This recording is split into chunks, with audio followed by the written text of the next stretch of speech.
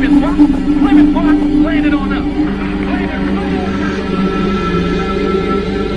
Where's our crash? Why? You can get all the film and the footage. All the carnage in Los Angeles, what you can show me is no footage of any damage in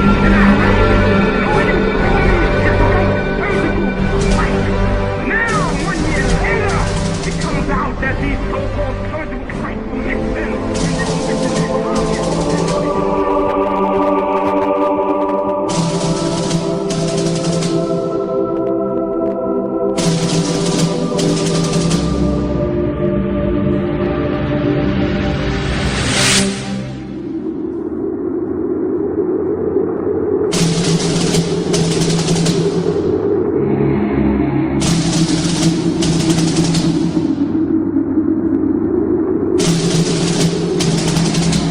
August 2nd, 1990. Saddam Hussein's forces crashed through the defenses of oil-rich Kuwait. In fear of an Iraqi invasion into Saudi Arabia, the United States and her coalition allies poured into the Arabian Peninsula to form a deterrent that would be known as Desert Shield. The result was a series of diplomatic talks, negotiations and counter-negotiations that rapidly declined into a no-hope situation. On August the 17th, 1991, Desert Shield became Desert Storm.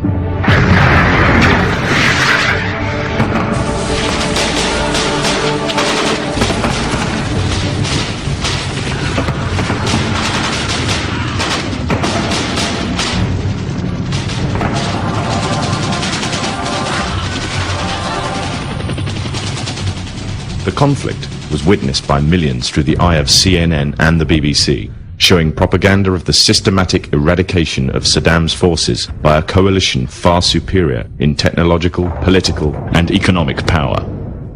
However, what was little known was that from the outset the war was engineered, controlled, and manipulated by an elite group. A group which had created the illusion of a man with power, at the head of a million-strong army, on the verge of going nuclear. A man who had gained control over 1/5 of the world's oil overnight. However, in reality, he was merely a pawn, in amongst many pawns, just a puppet in a grand master plan, with the Gulf War as a well-orchestrated stepping stone. The orchestrators of the war were by no means strangers to controlling major world events. In fact, they have done so for centuries. From the shadows, they have engineered every major war, revolution, and recession. They control everything you read, everything you hear, and everything you see. They have managed to indoctrinate an entire populace to their way of thinking, and have infiltrated key positions in places of authority. And it is from the shadows that they have created a new political order, a new economic order, and more sinister, a new religious order. Their ultimate aim is total global domination, and they will stop at nothing to reach their goal. The goal that was outlined in a speech given by former President of the United States, George Bush. What is at stake is more than one small country. It is a big idea, a new world order.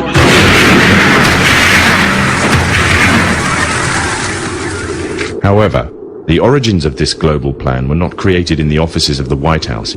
In reality, their roots lay in another war. This time, the year is 1095, and the place, Clermont, France.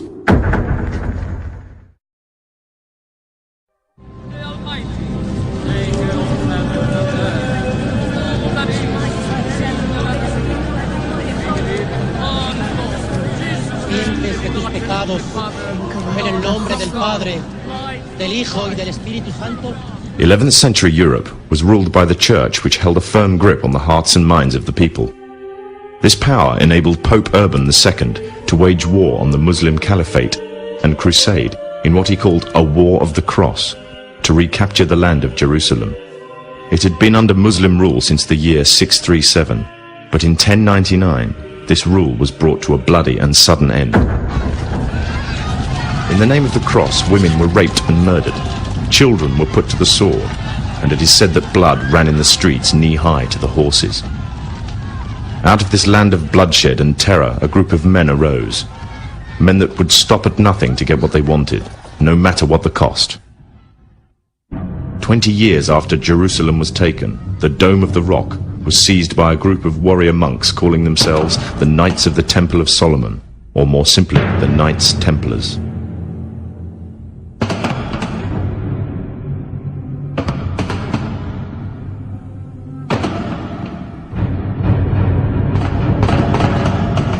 In Jerusalem, the Templars began to deviate further and further away from the practices of Christianity. They learnt the secret arts of the Kabbalah, an ancient form of Jewish magic, along with its dark rites and rituals. The Jews had learnt the arts from the pagans of ancient Egypt during the times of enslavement to the Pharaoh, and developed them into Babylon at the time of Nebuchadnezzar. In 1307, King Philippe of France arrested them for charges of denial of Christ, homosexuality, and idol worship, as well as magic. In 1314, Pope Clement V declared all Templars as heretics to Christianity, ordering all their properties to be seized. Their leader, Jacques de Morlaix, was captured and burnt to the stake. The Templars were cornered, and just when it seemed they were finished forever, a glimmer of hope arose from a seemingly certain end. They were to find a safe haven as well as an ally. But not in France. In fact, in a country in a desperate struggle for independence against the English, the country of Scotland.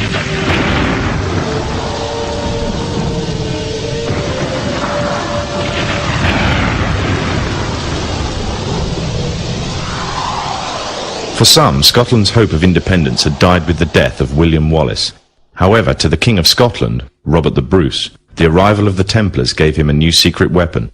Their experience, gained over 200 years of fighting the mighty armies of Islam, had made them expert in combat and warfare, and more than a match for any army brought before them.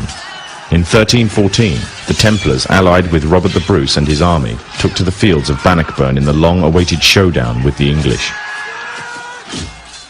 Robert the Bruce's foresight paid off. The 25,000-strong English army suffered a humiliating defeat at the hands of only 6,500 men. The dream of an independent Scotland had finally been achieved. The Templars had brought themselves back from the brink of destruction, and never again would they allow themselves to be destroyed. This time they would control the country by controlling its kings, and in order to preserve their secret order, the Templars would have to die, or more precisely, the name would have to die. The Templars, who had escaped Europe, were finally laid to rest in Roslin Chapel, Scotland, which stands to this day as sign of their presence in Britain. Their descendants became the true power of Scotland. In 1603, the death of Queen Elizabeth I left England without an heir to the throne. By virtue of descent, King James V of Scotland became King of England. In doing so, Scotland and England joined to form a new kingdom, and the power that the Templars held over Scotland spread to give them a firm grip on the whole of Great Britain. For over 100 years, the Templars concealed their activities, fading into the background until they were little known and little remembered. However, they did not cease to keep a firm grip on Britain. All the time they were planning, regrouping, and infiltrating positions of power in all corners of the kingdom. In 1717, the Templars made their reappearance in Europe. They had grown in both number and strength, and were now ready to coin a new identity, free from their reputation of the past, and given credibility by none other than the monarchy and aristocracy of England. And the name they chose for themselves was a name that would be known by many, but understood by a few. This new name, the Freemasons. The new identity and the grandeur of its members afforded the Masons with respect and dignity. The first royal member of the Freemasons was Frederick, Prince of Wales. The latest members include Prince Philip, the Duke of Edinburgh, and consort to the current Queen of England, Elizabeth II, who herself is a grand patron to the Masons. However, behind closed doors, the Freemasons were free to indulge in the secret rites and rituals handed down to them by their ancestors, and these became the basis of their levels of membership, called degrees. The Freemasons were not content with power in Britain alone. Their ambitions were far greater. In the years to come, the world would witness Europe and America being plagued by wars and revolutions, each more devastating than the other. However, these would not be as commonly believed, the spontaneous effects of a downtrodden people, but in fact schemes created by the exclusive few, driven by hunger for absolute power. All this would take place from the very country from which they had fled centuries earlier, and would become the base for their global domination.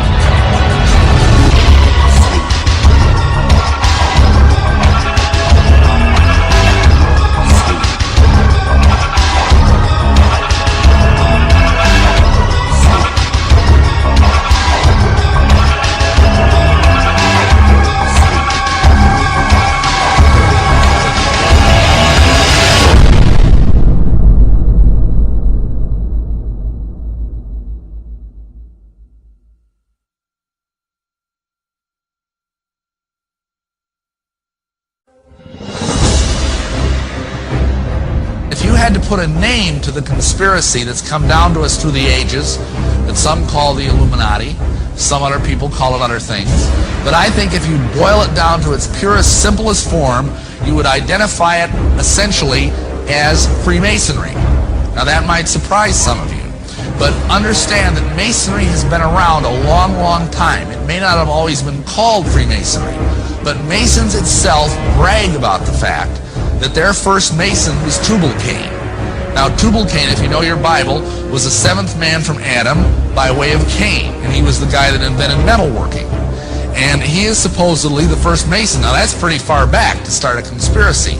Then of course you have the flood. After the flood, the Masons say that the first Mason was Nimrod. Now, of course, we all know who Nimrod was. He's the guy that helped build the Tower of Babel. That's pretty good Masonry. He was the person who basically had the idea for a one-world government. He wanted to start a United Nations. He had all these great ideas, you know, one-world government, all this kind of stuff, New World Order. And God had other ideas. And God came down and he cast confusion and changed the languages of the people. So they went and scattered abroad on the earth. That basically tells us what God thinks about the United Nations. This caused the conspiracy to go underground, and for centuries it existed in various forms. And if you look in the books, the literature of Masonry, you will find that Masonry says it is the direct linear descendant from the ancient mystery religions, from the ancient fertility cults. Now what does that mean? That sounds sort of exciting and mysterious and exotic.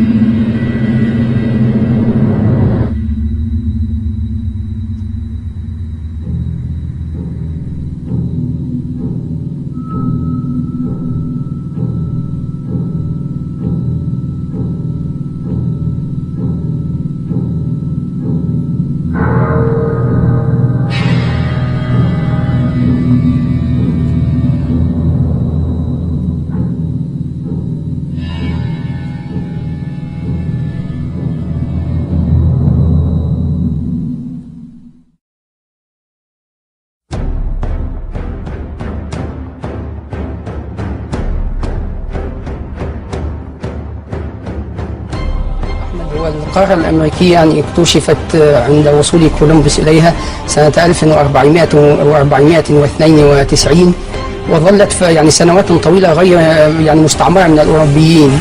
والحقيقة أن يعني الفضل في استيطان القارة الأمريكية يعود ليس إلى الحكومات الأوروبية. يعني فكرة استيطان القارة الأمريكية البكر فكرة نبتت في ذهن الحركات السرية، وهي التي تتولى تطبيقها في الفعل. وكانت فلسفة طبعا الماسونية والحركات السرية التي هي جسم كبير متشعب في أوروبا وفي تاريخ الغرب يعني وفي حالة صراع مستديم مع سلطاته ومع القوى العقائدية والتاريخية والملكية فيه. كانت فكرة هذه الحركات أن القارة الأمريكية أرض بكر وخالية من العوائق، فليس فيها سلطات وليس لها تاريخ وليس فيها عقائد وليس هناك حواجز تحول بين من يسيطر عليها وبين أن يشكل مجتمعا جديدا بأفكاره هو وبأهدافه هو ولغاياته هو، وأن يسير هذا المجتمع أو هذا العالم الذي سوف يتكون إلى حيث يريد. فيعني يختصر ذلك عبارة يعني تشير في الأدبيات الماسونية، هي أنهم فطنوا إلى أن القارة الأمريكية هي التي ستحسم مصير العالم. من يسيطر على هذه الأرض البكر ويتمكن من إقامة عالم فيها بقواعده وقانونه ولغاياته هو الذي سيتمكن مع الوقت من السير بالعالم إلى ما يريد. فطبعا لا نريد الاستطراد في كلام نظري، لكن نقول تاريخيا ان اول عملية استيطان للقارة الامريكية كانت سنة 1587. هذه المحاولة رائدة والتي هي اول عملية استيطان تاريخية للقارة الامريكية الذي قام بها وهو السير والتر راليج. كان احد كبار اعضاء حركة الروزيكروشن، وهذه الحركة هي توأم الماسونية ولكنها اكثر منها انغلاقا واكثر سرية وهكذا. We have before us the opportunity to forge for ourselves and for future generations a new world order, a world where the rule of law, not the law of the jungle, governs the conduct of nations. When we are successful, and we will be, we have a real chance at this new world order. Satan does have plans for a one-world government, and you have to control the money. Illuminized Masonic symbolism is all over America. On the back of the dollar bill on the left-hand side above the pyramid it says Annuit Coeptus, which means our enterprise is now a success, or a crowned success. So what enterprise does it mean? Well, Novus Ordo Seclorum near the bottom, Novus meaning new, Ordo is order, Seclorum is where we get our word secular, meaning the world. So it means new order of the world, simply new world order. So what it's saying is the New World Order is now a crowned success. This was put on the dollar bill in 1934. 1934 is when the Federal Reserve took total control of the United States monetary system. The Fed is essentially controlled by two Illuminati bloodlines, the Rothschilds and the Rockefellers. President Franklin D. Roosevelt, a 32nd degree Scottish Rite Mason, placed the seal on the dollar bill. Roosevelt was also in the Order of the Nobles of a mystic shrine known for its satanic rituals. The pyramid has 13 steps. In fact, the number 13 is on the bill everywhere.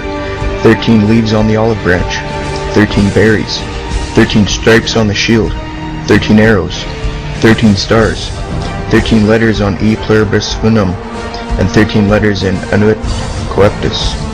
Now some people believe 13 is on the bill due to the 13 colonies, but dig a little bit deeper and you'll find the real answer.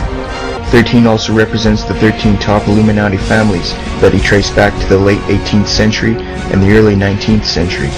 He is credible, and that's why he was framed by the government and thrown in a cage. 1776 is in Roman numerals near the bottom.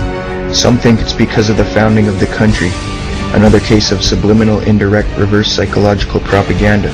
1776 is when the Illuminati was formed. The New World Order. Another striking fact is that the eagle has 32 feathers on the right wing, the number of ordinary degrees of the Scottish Rite. There's 33 feathers on the left wing, representing the 33rd degree. The tail has 9 feathers, which represents the 9th degree of the York Rite. The eagle itself is a prominent icon in Masonry, extensively used in the Scottish Rite.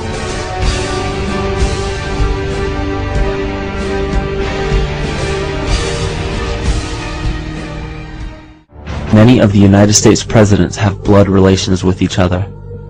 The Bush lineage has blood ties to a great number of former presidents. George Washington, Millard Fillmore, Franklin Pierce, Abraham Lincoln, Ulysses Grant, Rutherford Hayes, James Garfield, Grover Cleveland, Teddy Roosevelt, William Taft, Calvin Coolidge, Herbert Hoover, Franklin Roosevelt, Richard Nixon, and Gerald Ford. Barian points out in his work that Bush is closely related to every European monarch on and off the throne, and has kinship with every member of Britain's royal family. Bush's family tree can be documented as far back as the early 15th century. He has a direct descent from Henry III and from Henry VIII's sister Mary Tudor. He is also descended from Charles II of England.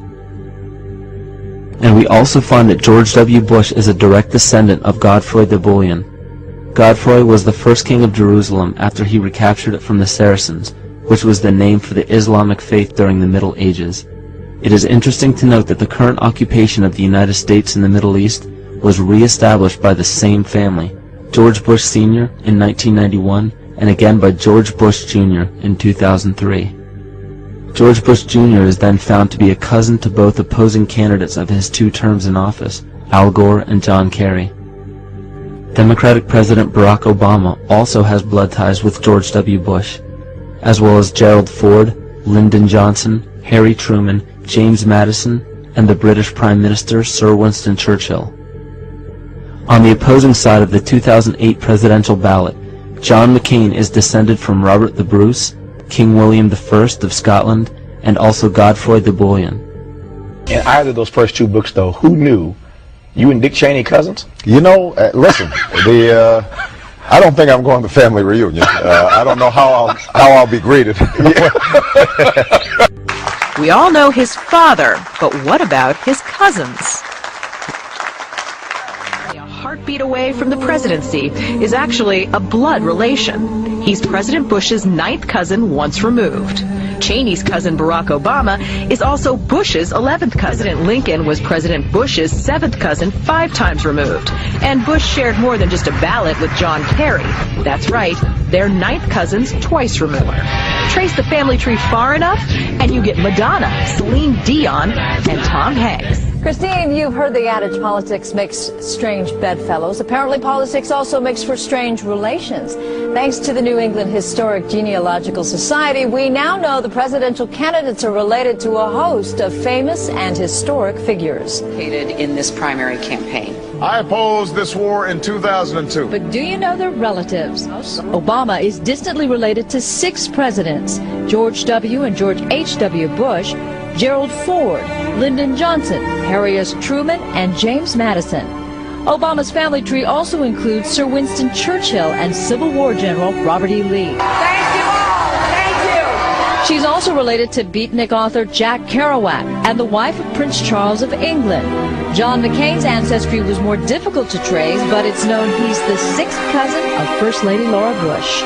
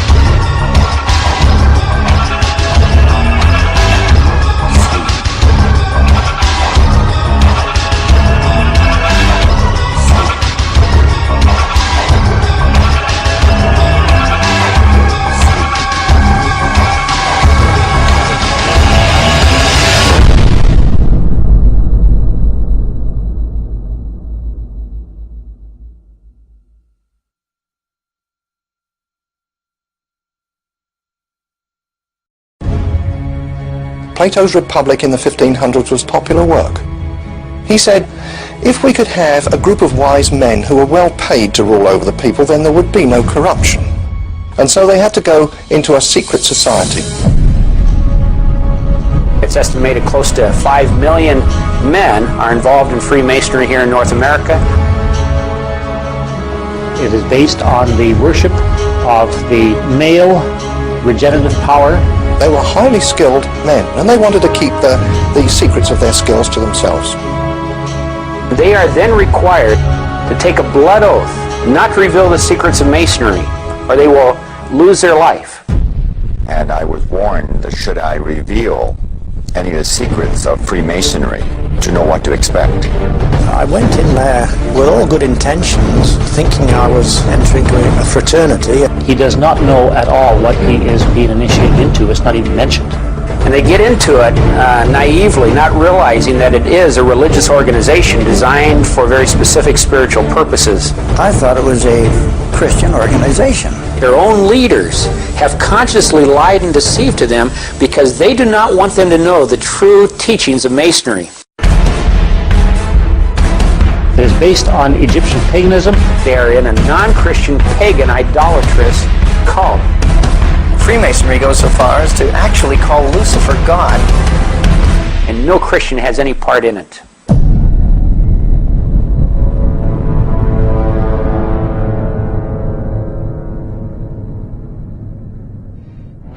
Now, the elite of the world, such as Bilderbergers, high-level Masons, CFR attendees, and Trilateral Commission attendees, all meet up with each other once a year at a place called the Bohemian Grove. The Grove is a 2,700-acre secluded area in the woods of Monterey, California. The fact is, there is irrefutable evidence that satanic ritual goes on inside the Bohemian Grove.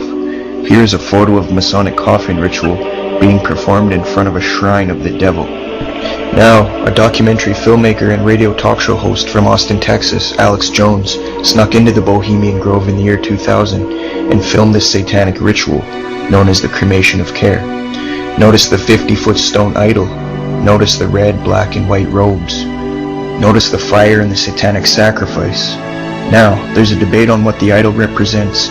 One camp says it's Moloch, the god of child sacrifice in the Old Testament, due to the nature of the ritual and the sacrifice near the belly of the idol. But in my research I found that it is not actually Moloch. The owl is a symbol of Minerva. You see, Dionysus of ancient Greece is interchangeable with Apollo, and Apollo's counterpart is Athena and Minerva, whose symbol is the owl. Similarly, child sacrifice was also involved in this cult.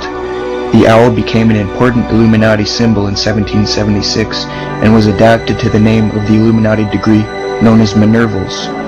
In Abe Barrow's book, Memoirs Illustrating the History of Jacobinism, published in 1798, page 582, he writes, quote, Vicept had adopted the bird of the night as his emblem, unquote. The owl represents wisdom, so what the elite are doing here is sacrificing something to Minerva, the owl of wisdom, and at the same time getting rid of their conscience and their care. Genesis 2:9 tells us that the tree of knowledge, to which the deceitful serpent falsely attributed the power of imparting the superior kind of knowledge beyond that which God was pleased to give. So the elite want the knowledge that God is not willing to give them, and they are willing to do satanic sacrifice to the false god of wisdom, the owl Minerva, who is in turn the serpent or the devil who offers knowledge. What kind of knowledge could they want? Maybe they want to know how to complete the New World Order Vicept started. Either way, Moloch or Minerva worship is satanic. They both have child sacrifice. They're wearing black, red, and white cloaks and practicing idol worship. This Minerva is Satan in disguise. The owl at the Grove is further proof that the Illuminati lives on, since Vicept adopted the symbol of the owl from ancient Greece.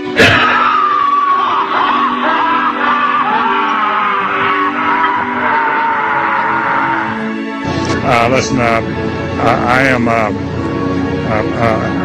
happy member of the Bohemian Grove. I like the folks who come there, and it's really inappropriate for me to talk about the group beyond that. Thank you. Have you been there for the ceremony with the cremation of care? Frankly, I don't think that's something I need to talk to you about. This is what's called ambush journalism, and I disrespect you for that as well. So thank you and goodbye. That's none of your damn business. Many people who attend the Bohemian Grove are on the news every day, leading double lives. Some of these people include George W. Bush, George H.W. Bush. What do you want me to talk about? The Bohemian Club. As you say, the Bohemian Club? I've never been to the Bohemian Club, but you ought to go. It'd be good for you. Get some fresh air.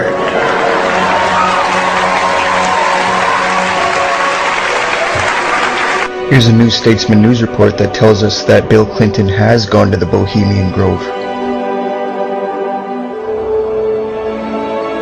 Bill Clinton is a lying piece of garbage.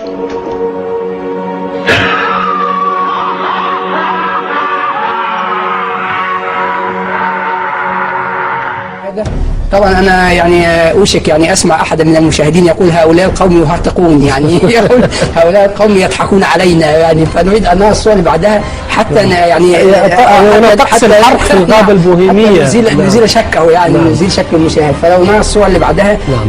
احنا عندنا في الولايات المتحدة الامريكية، خلينا ادع هذه الصورة فترة يعني على الشاشة. في الولايات المتحدة الامريكية يوجد شيء اسمه الغابة البوهيمية او البوهيميان جروف في شمال كاليفورنيا.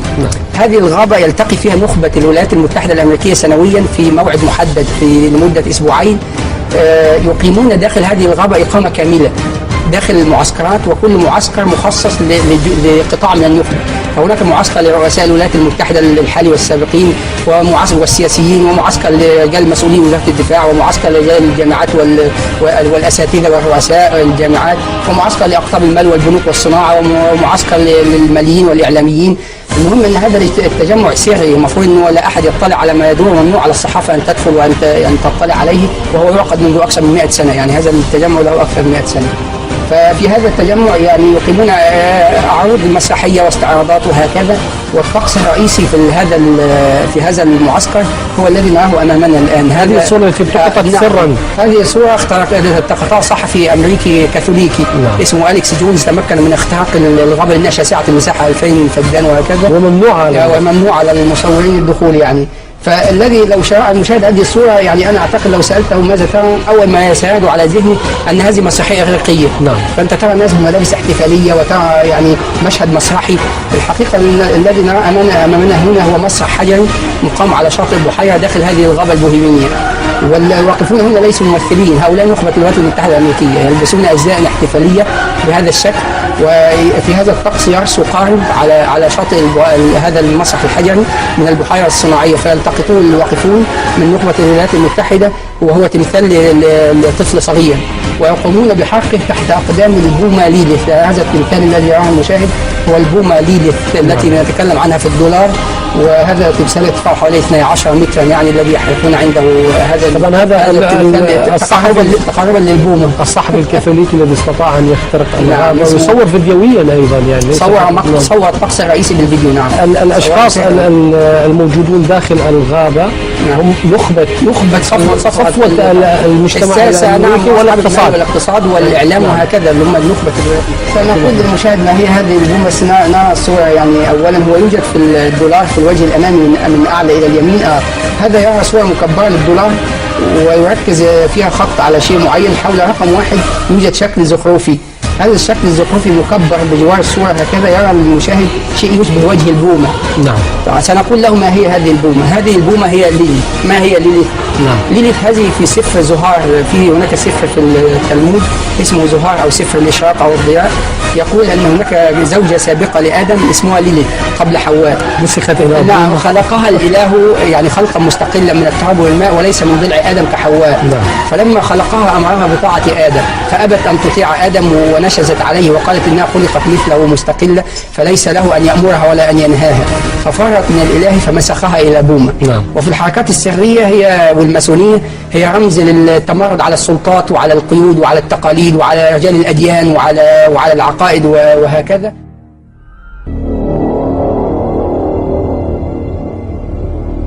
You were both in Skull and Bones, the secret society.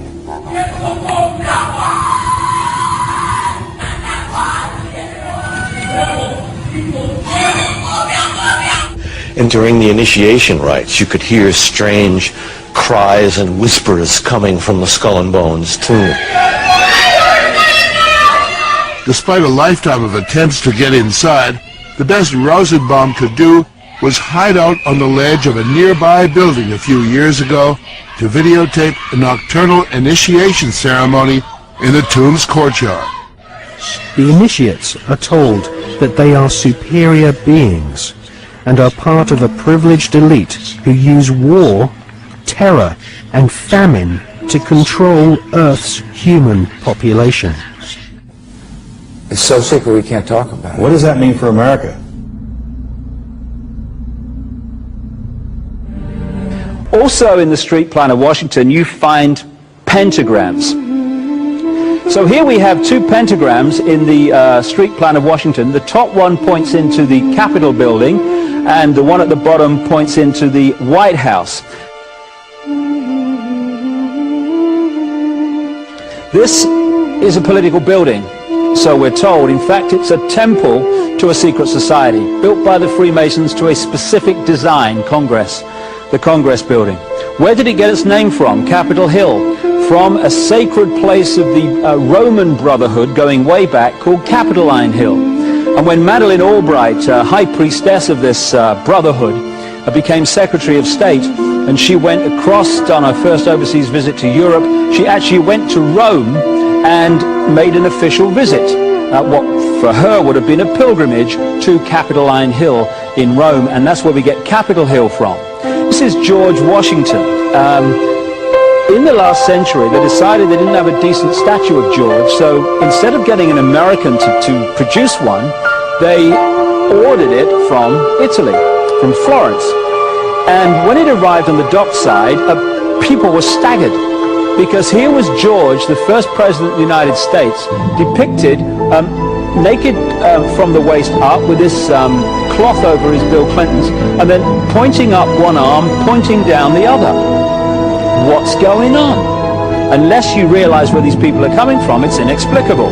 Well, if you just hold that in your mind, arm up, arm down, naked from the waist up, and then Bill Clinton's covered in a piece of cloth, well, this is where it's coming from.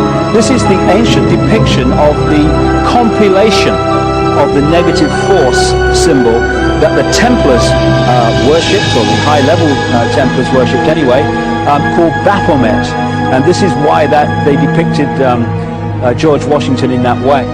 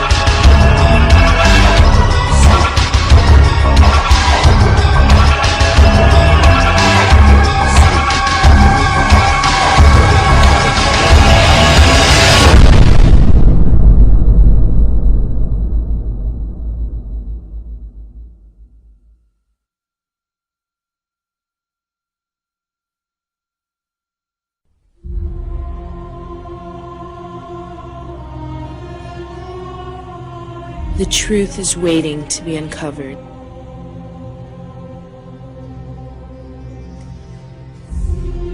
They've been corrupting our minds, decaying our bodies, entrapping our souls, leaving us to rot on this planet, each cycle becoming more meaningless than the last. We wander like blind sheep, searching for worth, for wealth, for happiness. They are leading us to our doom. Our souls have fallen victim to what humanity has become. Our hearts have darkened, our sight obstructed. Like a fish in an aquarium, there is no escape. Our souls remain forever trapped in this prison of illusions. Distracted by anything and everything, from politics to the media to religion. Their eyes forever watching, ruling, controlling.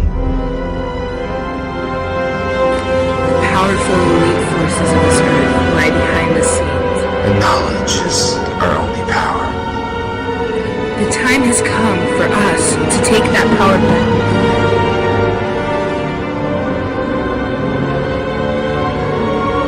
Emancipate our minds and open our eyes. We are the illusion. The Prophet Muhammad said that a time would come when the whole world would gather around to plan the destruction of the Muslims, as if they were gathered around a table to take part in a meal.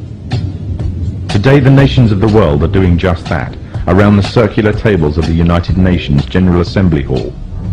That when we're dealing with the subject of the Antichrist, there is a lot of symbolism involved in it, religious symbolism, which needs to be interpreted.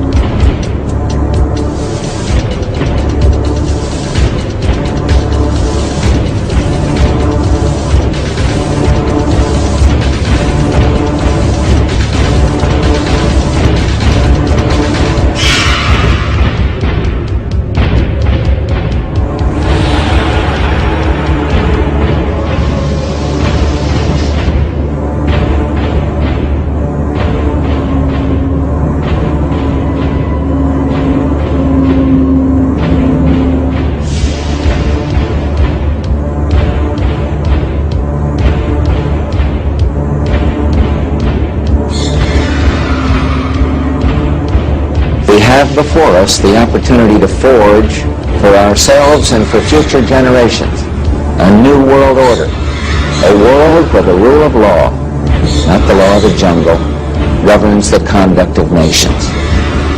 When we are successful, and we will be, we have a real chance at this new world order, an order in which a credible United Nations can use its peacekeeping role to fulfill the promise and vision of the UN's founders.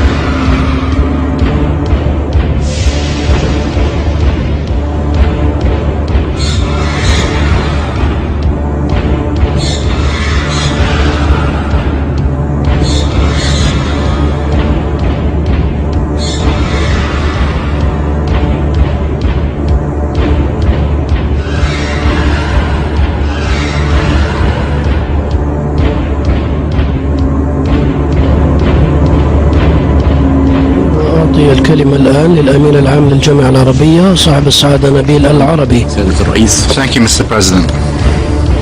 اسمحوا لي أن أتقدم بالشكر ولأعضاء المجلس على دعوتي للمشاركة في هذا الاجتماع الهام.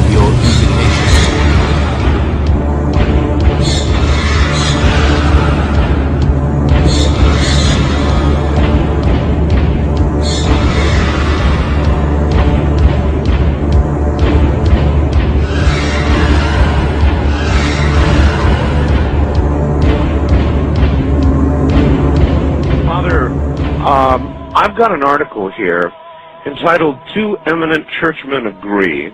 Yes. That there actually is, this is a shocker to a lot of people. Yes. That there are satanic practices going on at the Vatican. Could that be true? Yes. You want to say that? If I was a lawyer and you were on the witness chair, I'd say, would you say it is? It's out loud, yes. Yeah. Yes, it is. Now, when we say in the Vatican, it's at a certain level. And there's no doubt about it that there have been and still are practices that are formally venerating Lucifer, the prince of this world. There's no doubt about that. The people who are hanging out at the United Nations are just simply, in a nutshell, one word, they're Luciferian. And I'm just sorry to report that, but that's just what it is. And so all of the people today who are promoting the United Nations and the concept of world government, whether they know it or whether they don't, whether they're doing it for money or whether they're doing it for power or for whatever reason they're doing it, they are promoting the philosophy and the religion of the Antichrist. In 1986, Pope John Paul II gathered in Assisi, Italy, the leaders of the world's major religions to pray for peace. There were snake worshippers, fire worshippers, spiritists, animists, Buddhists, Muslims, Hindus, North American witch doctors. I watched in astonishment as they walked to the microphone to pray. The Pope said they were all praying to the same God, and that their prayers were creating a spiritual energy that was bringing about a new climate for peace. Robert McGinnis with the Family Research Council says it appears the hidden agenda is to unite people under one religious organization so they will peacefully accept UN goals such as population control, abortion rights, and one world government. A new world order.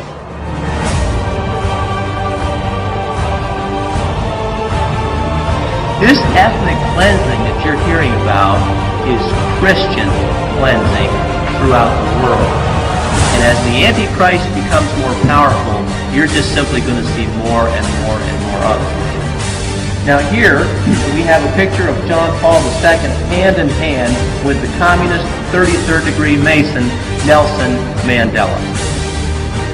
Most all the blacks think that Nelson Mandela is the great black hope to South Africa. Here he is shaking hands with the communist Mikhail Gorbachev, who's also a Mason.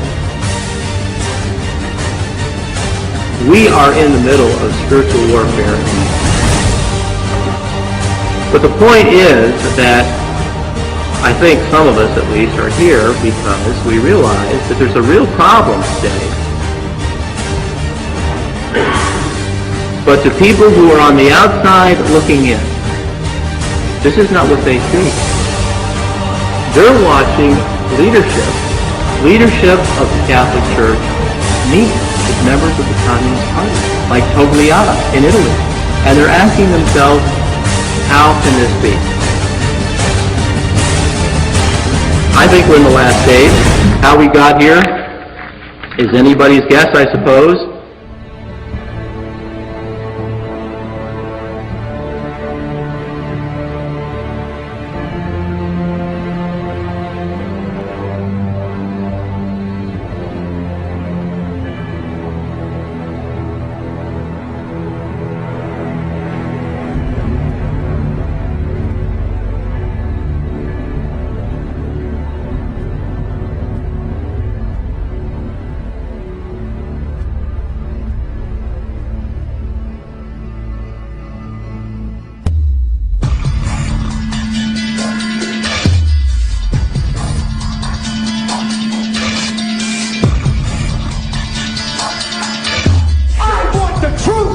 can't handle the truth.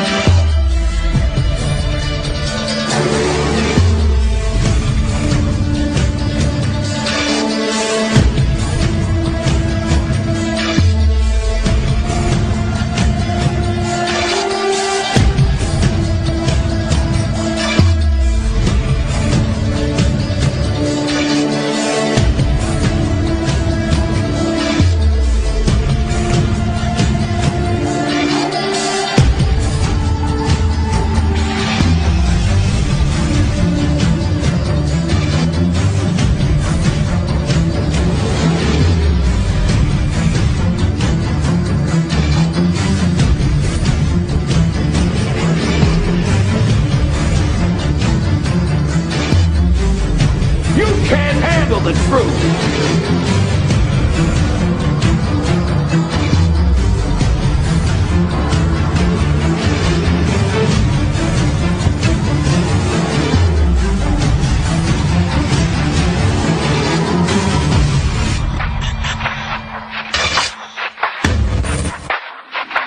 It was possible for me from an early age to enter what is the world, the elite, and what we know as the Illuminati. But mainly they work for a pyramid of power that ends up in Jerusalem and Rome, and that represents both the Vatican and the Chinese Republic. Together, united to perform what they would like to be the New World Order.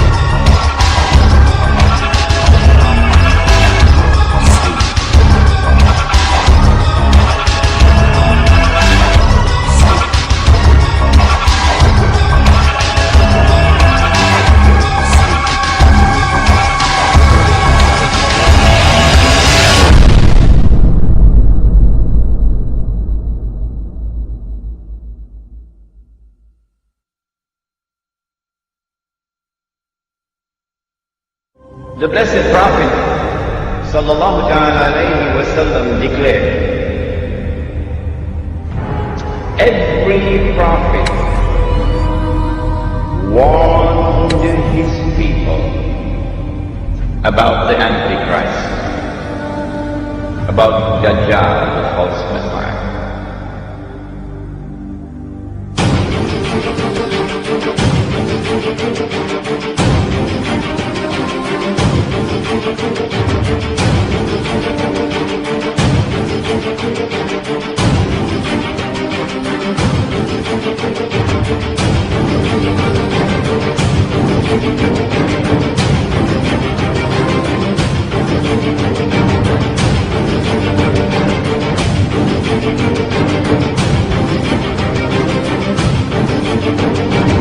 And the prophet Noah warned his people. But I say to you something that none ever said before me.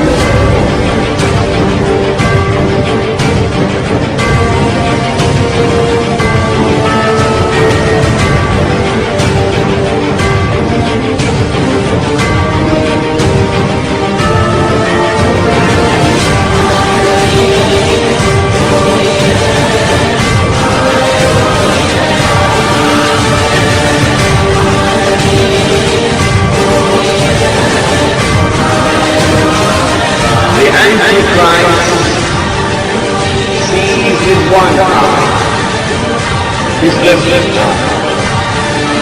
He's blind in the right eye. It looks like a buzzing great ring.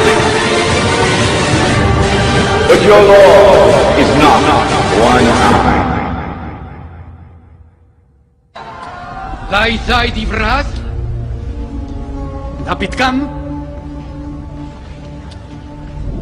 كأن الشلاك يشوى انصارت أمر لنا أن أنت مشيك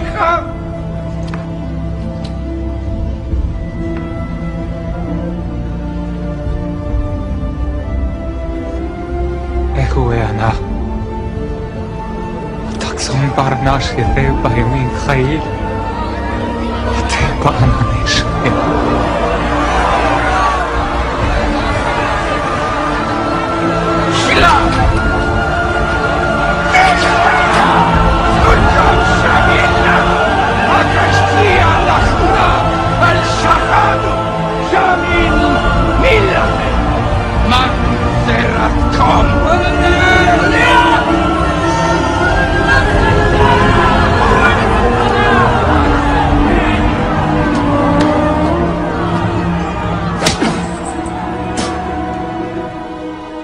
We were told about a divine promise which was communicated to the Israelite people, that Allah was going to send a prophet who would be known as Al-Masih, the Messiah, and who would rule the world with justice, confirmed by Nabi Muhammad alayhi salatu wasalam. He would be Hakimun Adil. He would rule the world with justice from the throne of Nabi Dawood alayhi salam, the prophet David, and with a rule which would be eternal.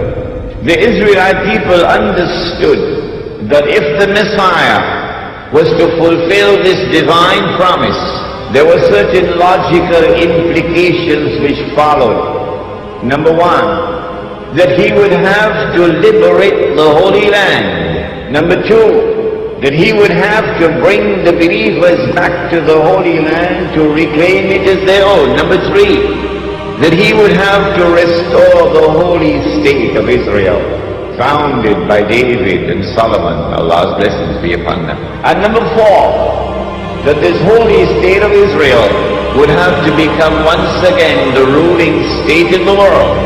And then the Messiah could rule the world from the throne of David alayhi salam, with a rule which would be eternal. After almost 100 years in Babylon, suddenly things began to happen and the Holy Land was liberated. The Persian Empire defeated Babylon, and the Israelite people were allowed to return to the Holy Land to reclaim it as their own and to restore the holy state of Israel. And the temple or the masjid built by Solomon alayhi salam was rebuilt. And so the Israelite people are now excited. Their excitement has reached fever pitch. The Messiah must be around the corner. The golden age is coming back. We're going to rule the world one more time. And sure enough, the Messiah came. But when the Messiah arrived, the son of Mary, while some of them accepted him, the establishment, the rabbis, the priests, rejected him. Why did they reject the Messiah? Answer, because Allah tested them. And because they were seeing with only one eye, they failed the test. They said, وَنَعُوذُ بِاللَّهِ مِنْ هَذَا, his mother had committed that enormous sin. And they said that this baby was a bastard. And then when they saw him die on the cross before their very eyes, he could not have been the Messiah. Why? He's dead. He's dead. And the Holy Land is under Roman occupation. He's dead. He never ruled the world from the throne of David, alayhi salam. The golden age never came back, but he's dead. And so it is now confirmed beyond the shadow of a doubt. He could not have been the Messiah. What they did not know, and no one knew, for 600 years no one knew it, until the Quran came down, was that no, they did not kill him, no, they did not crucify him, but rather appearance and reality were completely opposite to each other. And Allah raised him, and one day he's coming back. When he comes back, he is going to rule the world. He will rule the world with justice, and he will rule the world from the holy state of Israel, built on the foundations of the religion of Abraham, alayhi salam. And that is Islam, and his rule will be eternal. But they did not know that. And so they're waiting for the Messiah to come. Prophet Muhammad, Allah's blessings be upon him, then informed that Allah had created a being, and Allah had committed to that being the mission of impersonating the Messiah, pretending that he is the Messiah. So he is the great pretender, and that he is known as Dajjal, Al-Masih al-Dajjal, Dajjal, the false Messiah or the Antichrist. Dajjal means one who deceives, and so the Antichrist has a PhD in deception. In everything connected with the Antichrist, appearance and reality are opposite to each other. If the Antichrist is to successfully impersonate the true Messiah, it follows that he also must attempt to rule the world from Jerusalem with what would appear to be eternal rule. Only then can he declare, I am the Messiah. Jerusalem has been at the pinnacle of most of the events occurring in the world today. The forces of good and evil have been at play, trying with all their might to secure this land. But for what? What good will a piece of land do considering the bigger picture of things? It is only when you understand the concept of a Messiah does the picture become clear. The Illuminati have a Messiah they want to welcome to this earth. A Messiah they believe can only rule from the land of Jerusalem. A Messiah that they have been indoctrinating the world into believing in. A Messiah who will uphold the modern system we live in today. A Messiah who will attempt to rid the world of faith. A Messiah that we know as the Antichrist Dajjal.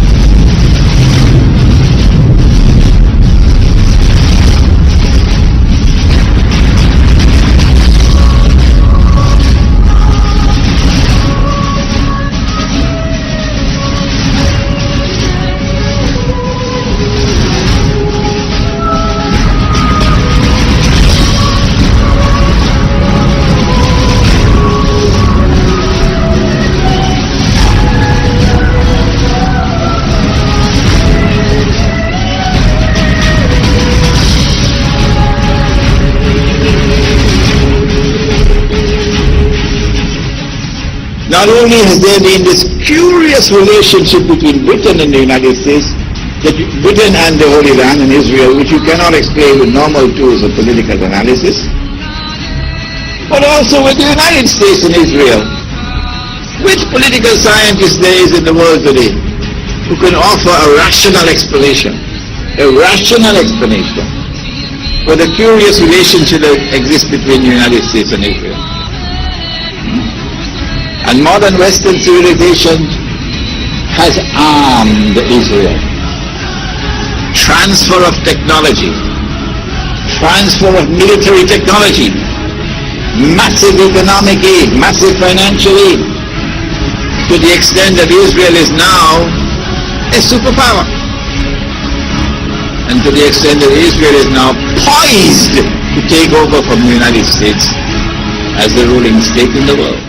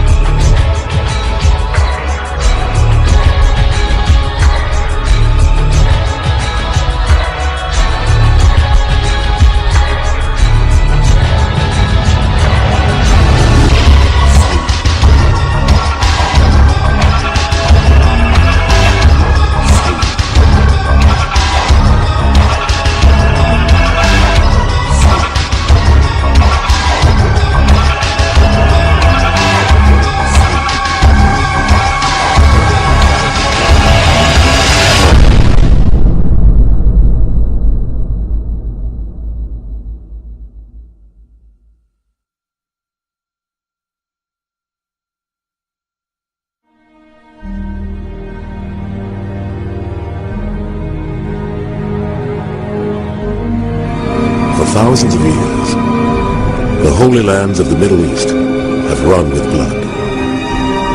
Here, the scars of battle fought between three of the great religions of the world are etched into the earth. But the deepest wound was made by a war between Christian and Muslim, begun at the close of the 11th century and fought for 200 years.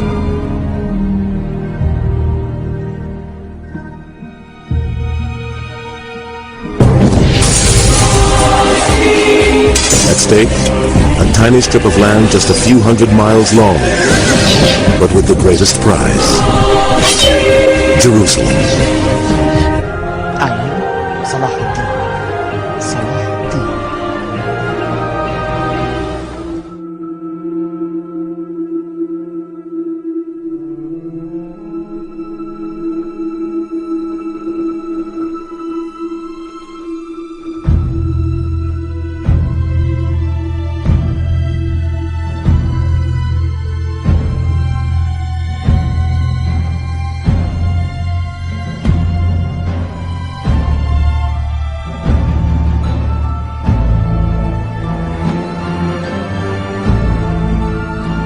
Great industrial powers are locked in mortal combat.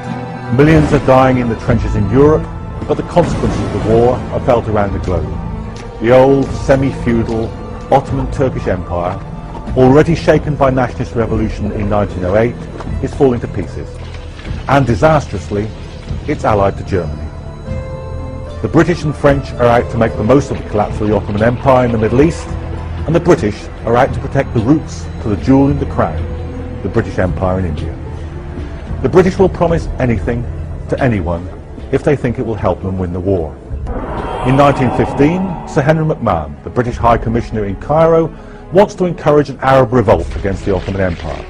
He writes to Sharif Hussein, "As for the regions lying within the proposed frontiers, in which Great Britain is free to act without detriment to her ally, France, I am authorised to give you the following pledges on behalf of the government of Great Britain, and to reply to your note as follows. Great Britain is prepared to recognise and uphold the independence of the Arabs in all the regions lying within the frontiers proposed by the Sharif of Mecca." A year later, T. Lawrence of Arabia, writes an intelligence note to his British commanders and encouraged them to take the same course.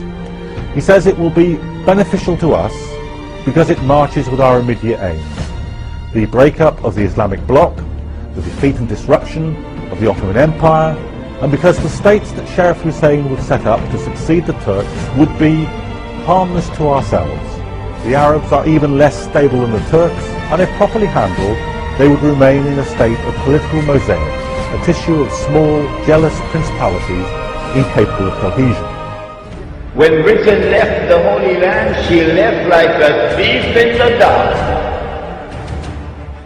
For the first time, for the only time in British history, there was no legal transfer of power from Britain to the successor state. In 1948, Britain acted as the midwife for the baby to be born. The European Jewish state of Israel.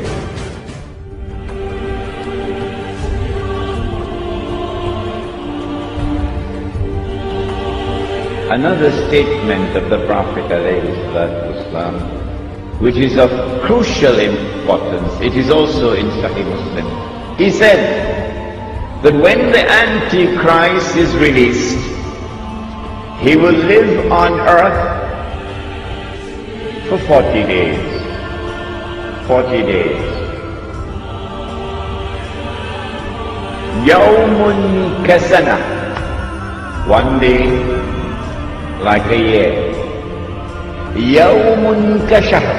One day like a month. Yawmun kajum'a. One day like a week. وَسَائِرُ أَيَّامِهِ كَأَيَّامِكُمْ. And all his days, implying all the rest of his days, would be like your days. When his day, now listen carefully, when his day is like our day, he would be in our dimension of time. And when he is in our dimension of time, then we can see him. At that time, of course, he would be, said the Prophet ﷺ, a Jew, a young man, powerfully built, with curly hair. Where would he be at that time? Of course, he would be in Jerusalem, ruling the world from Jerusalem, the way the world is now ruled from Washington. But where would he be when he's released on earth? In a day which would be like a year. And where would he be on earth? In a day which is like a month. And where would he be on earth in a day which is like a week?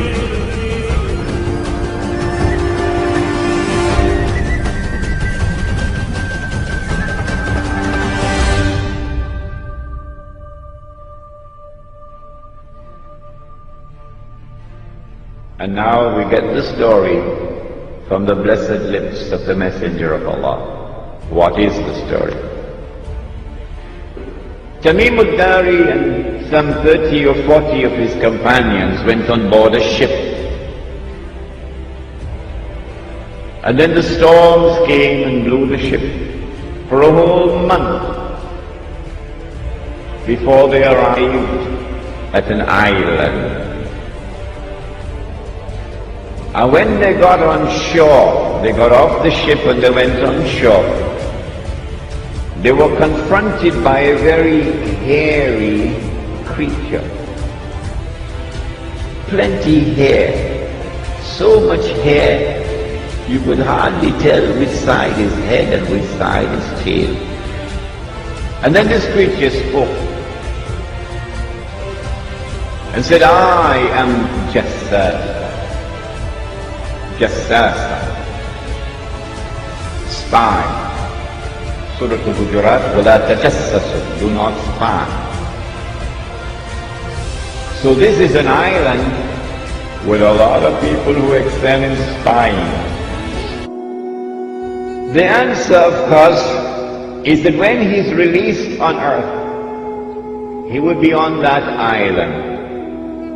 And from that island, he will launch his mission to liberate the Holy Land, to bring the Jews back to the Holy Land, to reclaim it as their own, to restore a state of Israel in the Holy Land, and get the Jews to believe that this is the holy Israel of David and of Solomon, alayhi salam, and to cause that state of Israel to become the ruling state in the world. Which island is it? An amazing thing has happened.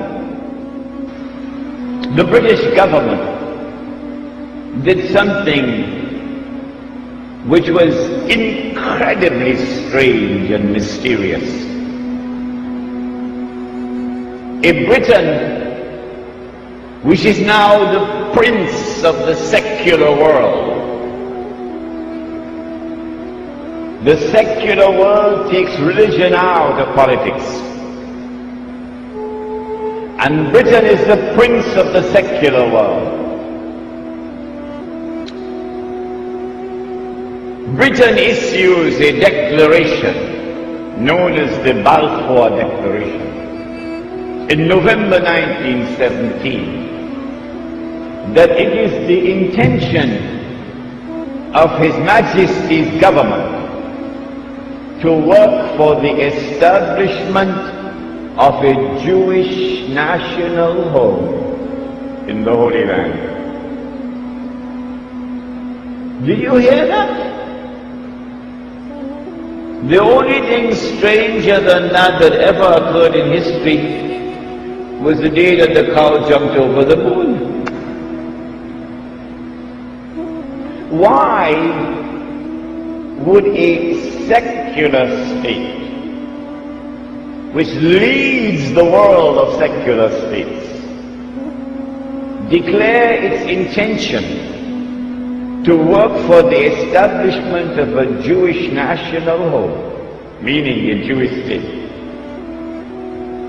in the Holy Land? 2 months later, this was October 1917, in December 1917, it is a British army led by General Allenby which defeats the Ottoman Islamic army and liberates the Holy Land. And when Allenby entered into Jerusalem, the British general declared, "Today, the Crusades are over." Oh, but the Crusades were supposed to have been Christian wars. And you are now a secular state. You're not a Christian state, you're a secular state. How come a secular Britain is continuing a crusade started by the Pope 1,000 years before? That's strange. That is incredibly strange. Between 1918 and 1948, it is the island of Britain which ruled over the Holy Land on a mandate conferred by the League of Nations. And during that period of time, Britain opened the doors for the Jews of Europe to enter into the Holy Land and to reclaim it as their own. But now, the United States takes over from Britain as the new ruling state in the world. In the same way that Britain had a mysterious relationship with the Holy Land and with the Jews, the United States now has that mysterious relationship with the Holy Land and with the Jews. The first country in the world to recognize the state of Israel is the United States of America. It's not by accident. We are located at that moment in time when a day which is like a month is about to end.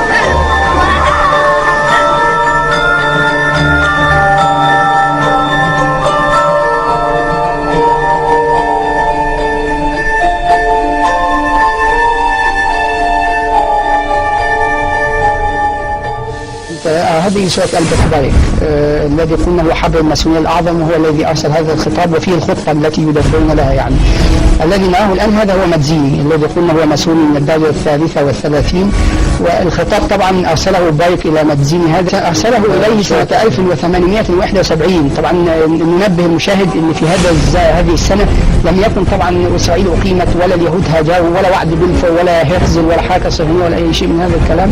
إنما قال بايك لمدزيني في خطابه هذا أنه يجب على الماسونية والحركات السرية في العالم كله أن تتوحد في عملها من أجل أن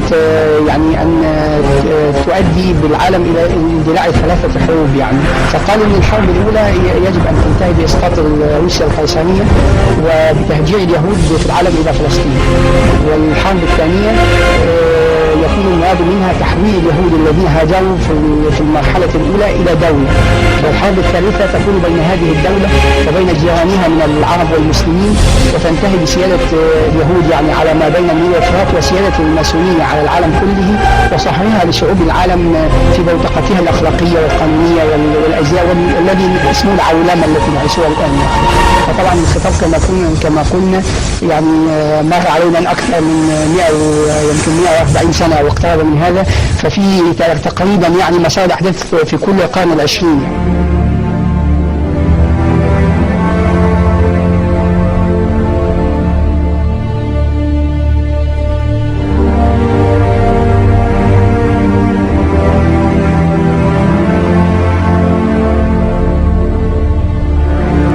The resolution of the DAC Committee for Palestine was adopted by 33 votes, 13 against, 10 abstentions. Not later than May 16th next, a provisional Jewish government will commence to function in cooperation with the representatives of the United Nations then in Palestine. إسرائيل منين لفرات عائلة إسرائيل منين لفرات. When they colonize a part of the world, they do not leave, they do not decolonize until and unless they have put in place institutions which will ensure that that society will continue to be ruled by them by proxy, and in the process they seek to transform the rest of mankind into carbon copies of themselves. This never happened before in history. What's happening here when I've got peanuts in my head? When will I wake up?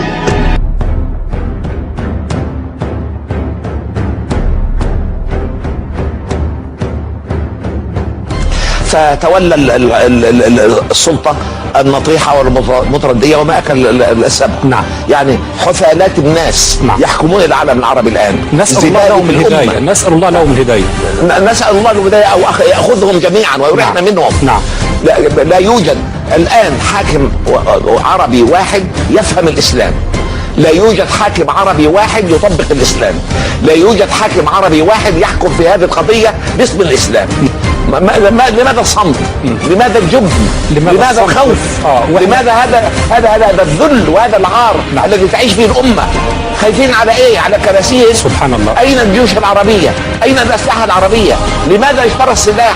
لقمع الشعوب واذلالها وحماية الكراسي والعروش والاستعراض في المهرجانات. هل هذا دور الجيوش في العالم العربي؟ هم يعلمون ان الكيان الصهيوني يستعد لهذه المعارك منذ عشرات السنين. لماذا لم يستعدوا؟ اين اموال هذه الشعوب؟ لماذا خذلونا في هذا الموقف وخذلوا الامه وظهروا بظهور الجبن والخوف والاستخباء والضعف والمهانه واذلوا الامه معهم؟ لا، ما ياخدوش من الاسلام الا واطيعوا واولي الامر. اطيعوا اولي الامر. طب ما تشوف اطيعوا الله الاول واطيعوا الرسول. اشمعنى دي؟ يعني اشمعنى دي اللي باينه قوي عندك؟ اشمعنى دي اللي باينه عندك؟ ليه؟ كل ما يجي يقول لك اولي الامر واطيعوا يا شيخ قول له كمان افهم، الله لم يجعل لولي الامر طاعه مستقله. قال اطيعوا الله واطيعوا الرسول ولم يقل واطيعوا اولي الامر، بل قال واولي الامر من دون ان يكرر الطاعه، ليدل على ان طاعه ولي الامر من باطن طاعه الله وطاعته. انت عايز واحد مجرم خاين عميل يجيب شيخ يساعده يكون شيخ محترم ولا شيخ منصر شخشخة ركبه؟ بمعنى لما واحد يكون خاين وعميل هيجيب شيخ محترم هيقول له قال الله وقال الرسول مش هيرضى وهيوقف له. انما يجيب شيخ شرابة خرج، شيخ شرابة خرج يروح على بيريز ويسلم عليه بايده الاثنين. ايه الخيبه دي؟ ايه الخيبه اللي انت بتعملها؟ ونقول له يقول لك وانا ما كنتش اعرف. انت ما تعرفش؟ طب فلسطين، طب الاخوه في فلسطين متحاصرين، هم متحاصرين؟ انت مش عارف ان هم متحاصرين؟ انت ايه بالظبط؟ ايه الكائن الحي الدقيق ده؟ ده ينفع يمثل الاسلام ولا يمثل المسلمين؟ ده عشان كده كل مجرم لازم يجيب له واحد من دول. يوم الناس لما تشوفه تستدفه المشايخ، تستدفه العلماء، يقول لك علماء مين؟ عشان كده انا بقول العمم اما قمم واما رمم.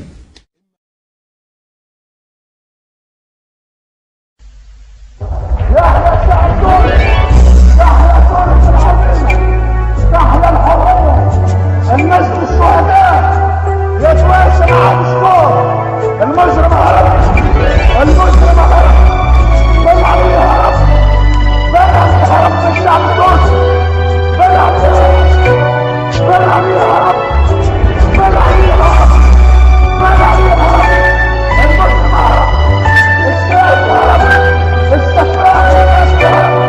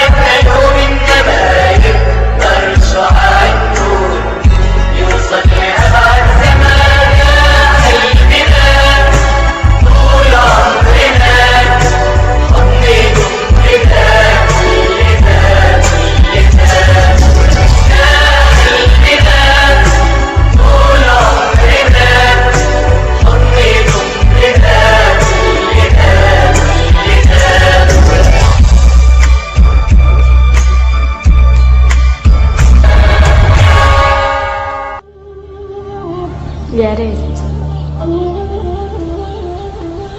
يعني مناي اني ارجع البيت.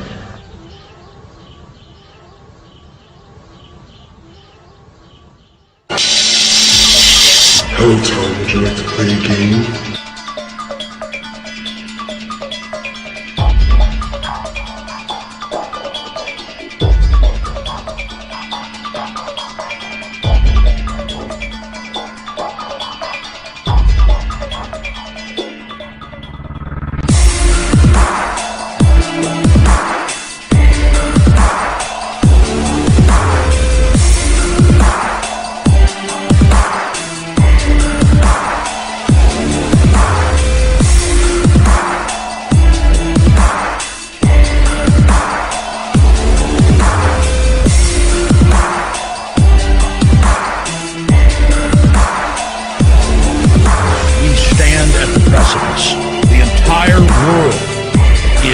rushing towards World War III by any measurement or definition. That the Third World War will be fomented between Zionists and Islam. Moment in time when one ruling state is about to give way to another. That the state of Israel is about to replace the United States as the ruling state in the world. When Israel takes over from the United States with that big war which is about to take place, when Israel becomes the ruling state in the world, then the Jews will say, the golden age has come again. The prophecy is being fulfilled. But they're being... Our game's just begun. Most people are so ungrateful to be alive. This game has a new design. Fear, suffering, death. You haven't seen anything yet. All of my work has been fleeting. Those who don't appreciate life do not deserve life. Leave me alone! Think of it all. Look!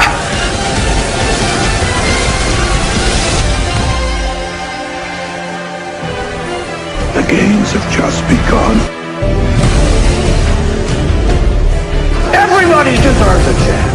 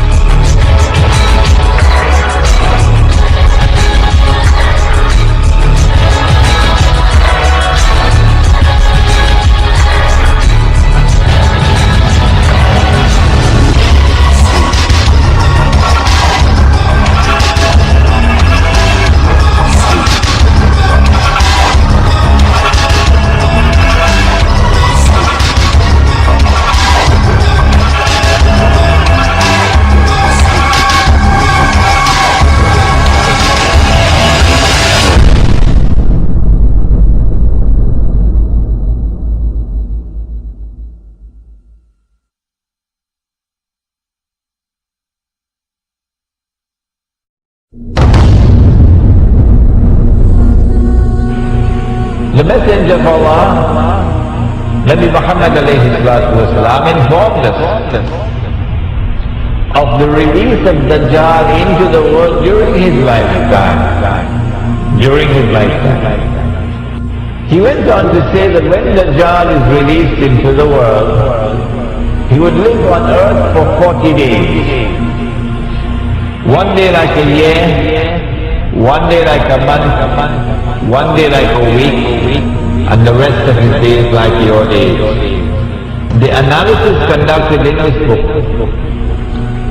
is such that it argues that when Dajjal was in a day which is like a year, Britain was his headquarters.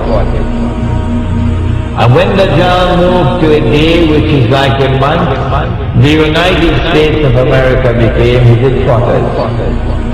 And finally when Dajjal is going to be in a day which is like a week, he comes back home to the Holy Land. He comes back home to the Holy Land. If the Holy Land was liberated by a British army in November 1917, and that was just a chance military event, it happened by chance. If British rule over the Holy Land from 1918 to 1948 was just by chance. If the return of the Israelite people to the Holy Land 2,000 years after they had been expelled, and 2,000 years after they had been prohibited to return and they're back, to reclaim it as their own, if this is also by chance, if the birth of a state of Israel in 1948 in the Holy Land is also by chance, and if the growth of Israel to such a state of power that Israel appears to me, and of course only God doesn't make mistakes, Bishop, appears to me to be poised to take over from the United States very soon as the ruling state in the world. If all of these things can happen by chance, then Bishop, the cow can also jump over the moon. From the start of the British monarchy at 900 AD until the ending of the First World War, Britain was the homeland of Dajjal, when one day was like a year. But with the US victory in World War I and World War II, power was transferred from England to the United States of America, when one day was like a month. And on September 11, 2001, power was transferred to Israel, when one day is like a week. And this is the phase we live in today. Since that date, the United States establishes its bases in over 10 countries across the Middle East, securing the rulership and safety of Israel as the final capital of the New World Order, the last phase, before the Antichrist Dajjal arrives.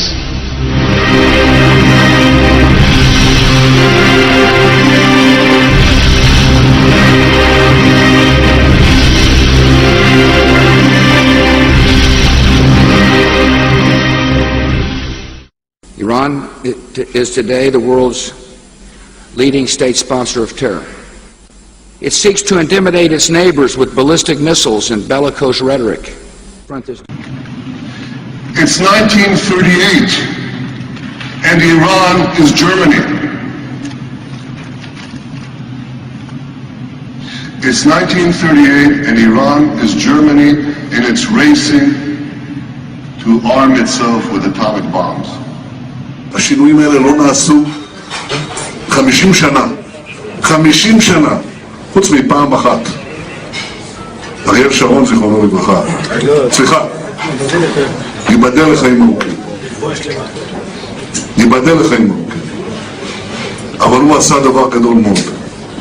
ואנחנו רוצים לעשות את הדבר המקביל כדי להביא הרבה דירות למדינת ישראל לצעירים. וכמו שאני מבין בכתובים, תהיה מלחמה גדולה מאוד שעוד לא הייתה כדוגמתה.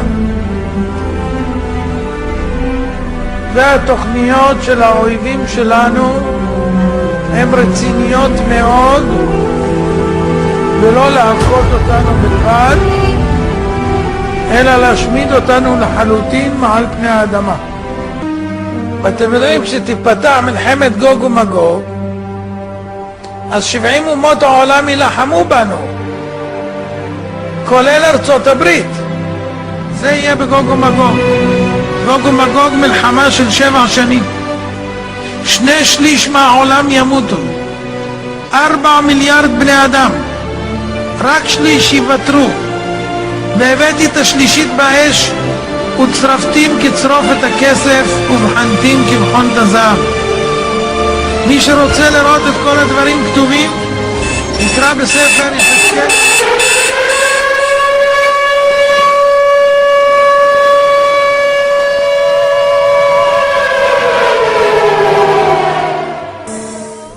We meet at a very dangerous moment in our history and in the history of the world,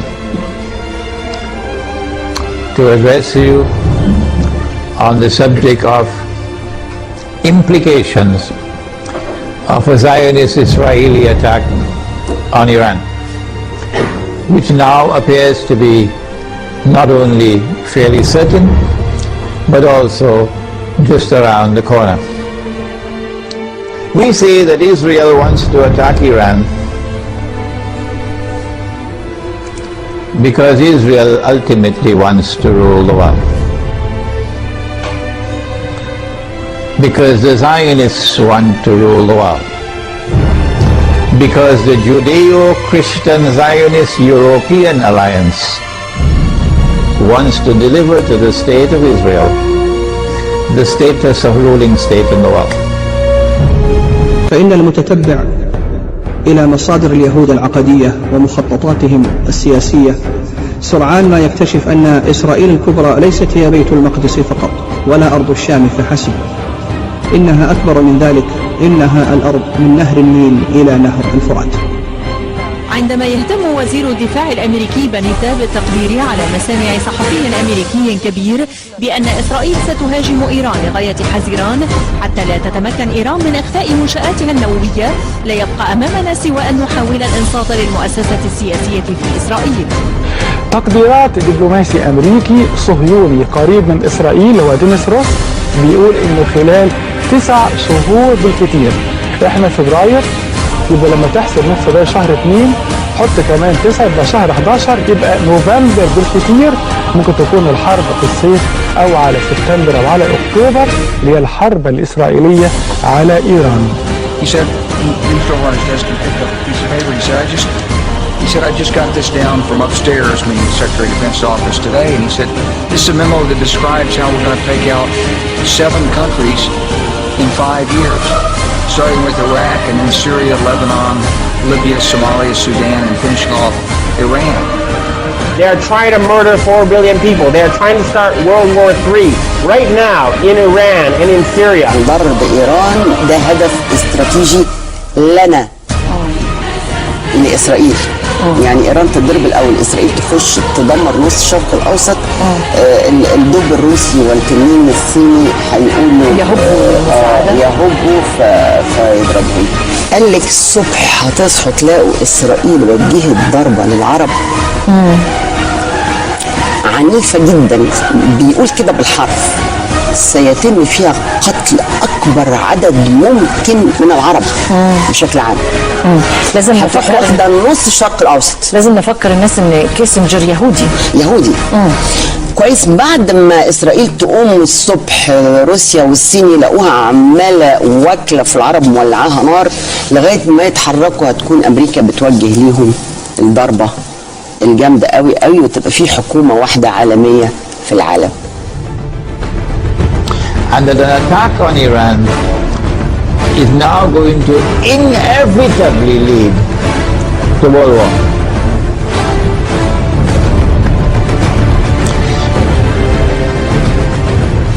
That after Iran and after Pakistan and after the Arabs, the Zionists are going to turn on China and Russia to make sure that China and Russia also bend down their knees and accept Israel, so that Israel can become the ruling state in the world. So Russia and China would know today it's them, tomorrow it's us. And they're not going to wait until tomorrow to recognize that. The minute Iran is attacked, they will recognize that the threshold has been crossed and that we are now moving inevitably towards nuclear war. Israel. C'est marqué dans les textes qu'à la fin des temps, il y aura une grande guerre dans le monde. On n'est pas prophète ni fils de prophète. C'est vrai que tout le monde sent un peu que c'est pour bientôt. On ne sait pas quand ça se passera. C'est marqué très clairement qu'il y aura une grande guerre entre l'Occident et l'Orient. Je rajouterai même un petit truc que j'ai pas... Seigneur de son... Les gens lui disent, dites-moi, vous dites que ma chère fille, le Messie va venir un jour. Qui vous êtes? Un petit peuple, sans rien. Même aujourd'hui, on est une armée, etc. Mais on est un petit peuple, on est combien? 6 millions par rapport à 1 milliard 300 millions d'ennemis qui nous entourent, le monde entier. Faut pas rêver, d'accord? Avec la meilleure armée du monde, on n'est rien. Le Rav Sharp disait sans cesse, faut pas croire qu'on est ce qu'on n'est pas. On est des petits, très vulnérables, faut faire attention. Votre Messie viendra, comment il va faire la guerre? Comment il va montrer qu'il sera un grand?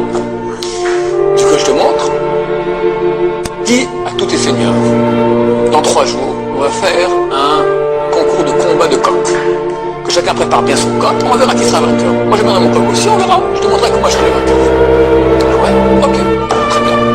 Le roi envoie des édits spéciaux à tous ses seigneurs, revenez, dans 3 jours, chacun amène son coq de combat le plus fort, et on va voir maintenant qui va gagner.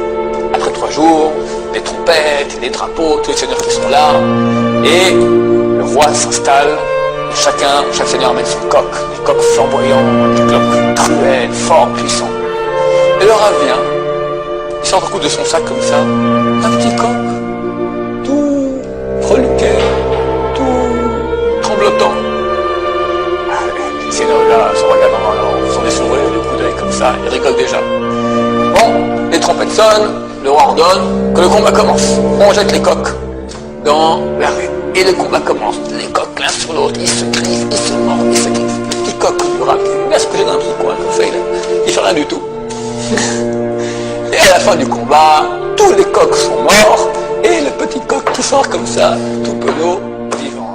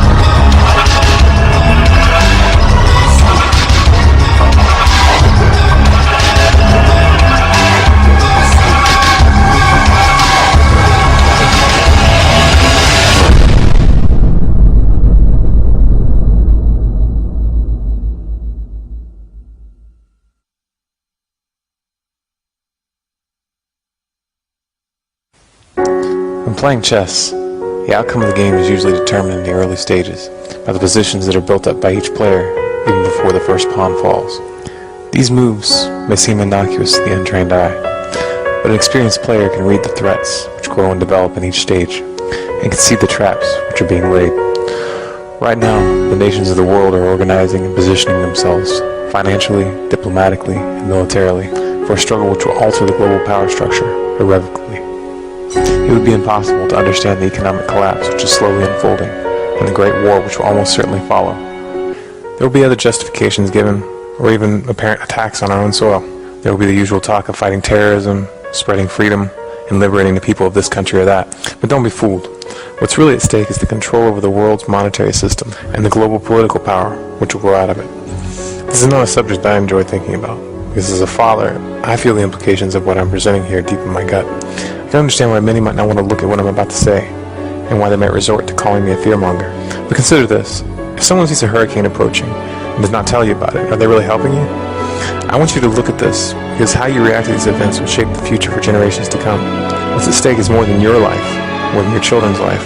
What's at stake is in fact an entire era of human history.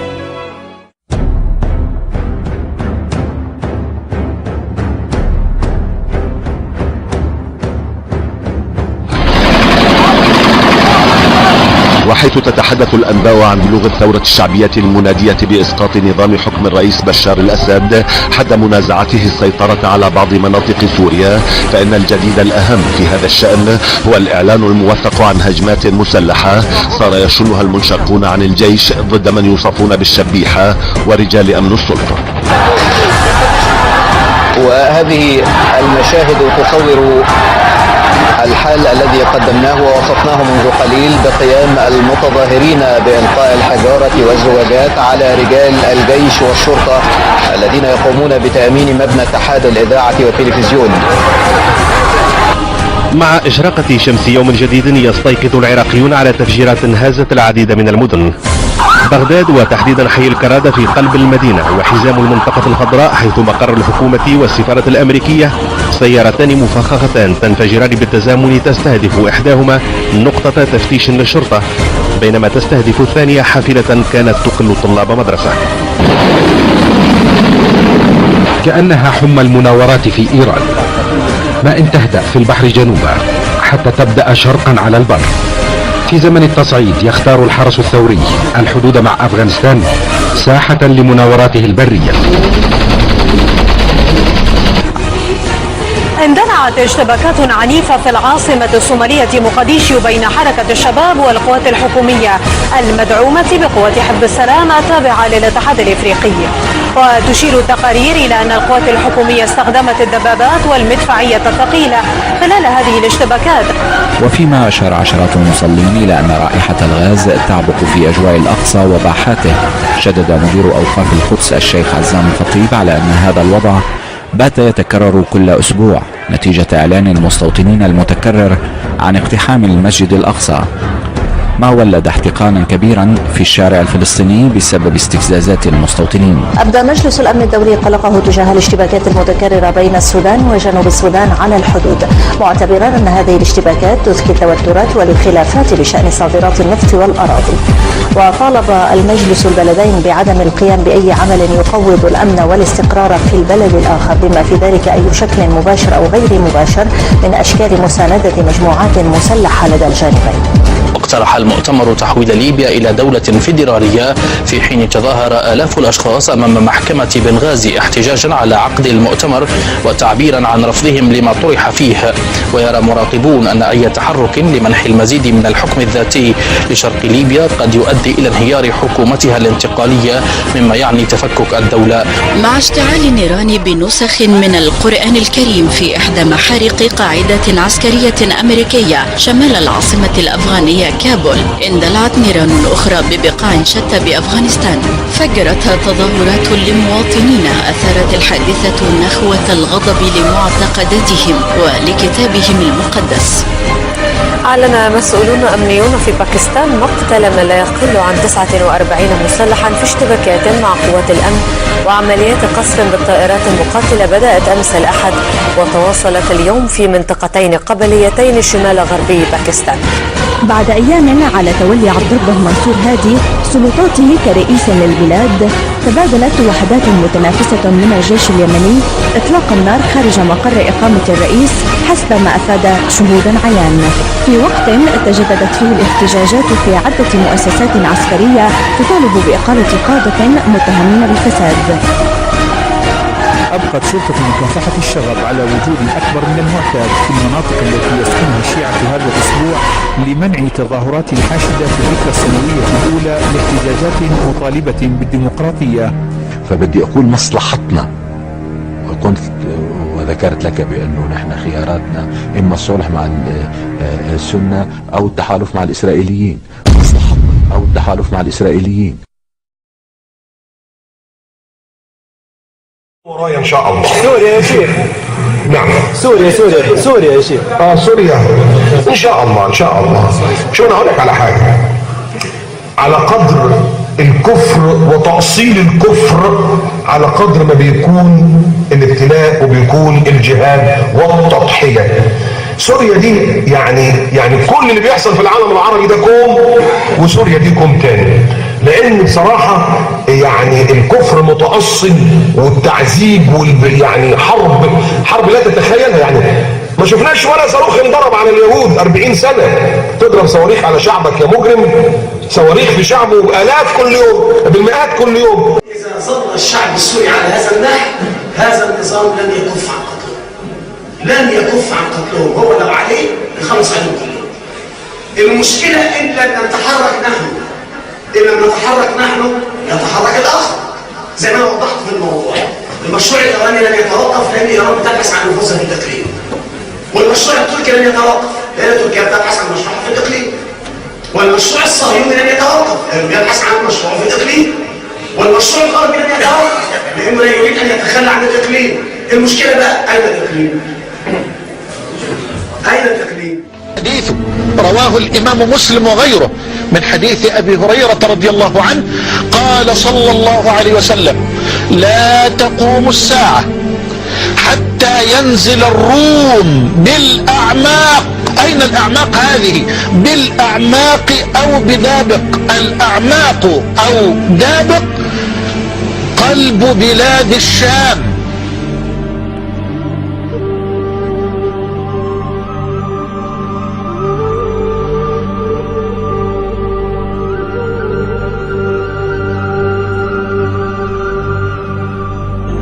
معنى هاتين الكلمتين النبويتين الأعماق ودابق، فوجدت في قواميس اللغة القديمة أن الأعماق مكان في حلب في سوريا، وأنطاكية أو أنطاكية مكان في تركيا. من جديد يعود الحديث عن إنشاء ممرات إنسانية في سوريا، حديث فرضته الظروف الإنسانية القاسية التي تشهدها بشكل خاص مناطق التوتر مثل حمص وحما وإدلب ودرعا التي تتعرض لقصف عنيف. ولكن ما هي طبيعة تلك الممرات وما هي آلية فرضها وطرق تطبيقها؟ مبدأ إقامة ممرات إنسانية يتضمن إقامة طرق آمنة داخل مناطق الصراع أو القتال، الهدف منها توفير خط إمدادات لإيصال المساعدات الإنسانية اللازمة من مؤن أساسية ومواد طبية.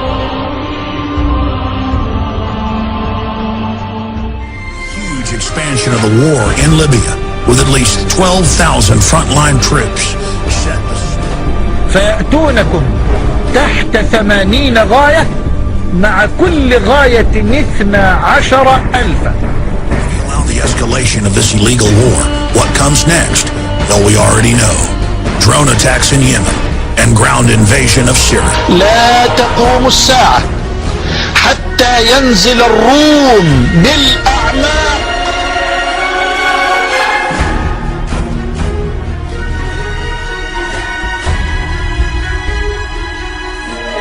Many of the troops we've talked to have been told that this will be the beginning of World War III and the complete occupation of North Africa, the Middle East. الروم؟ من الروم؟ الروم أو بنو الأصفر امتدادهم الآن في العصر الحديث الأوروبيون والأمريكيون.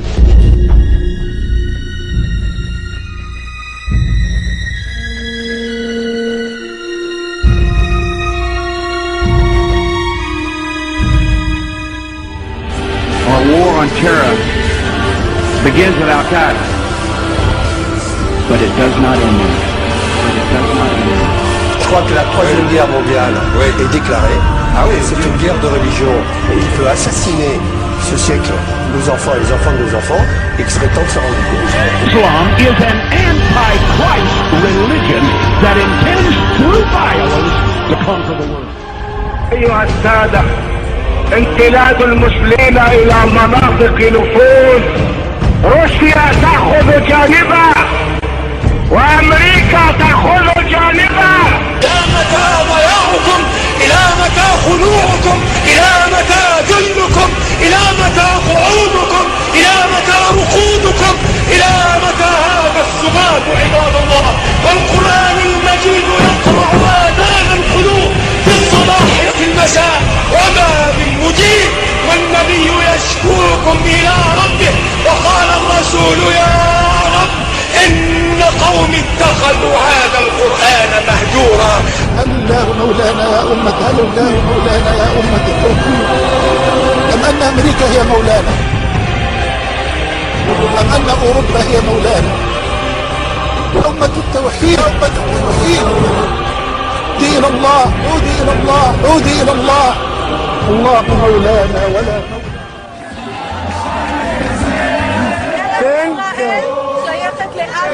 נכון, כל הכבוד לה.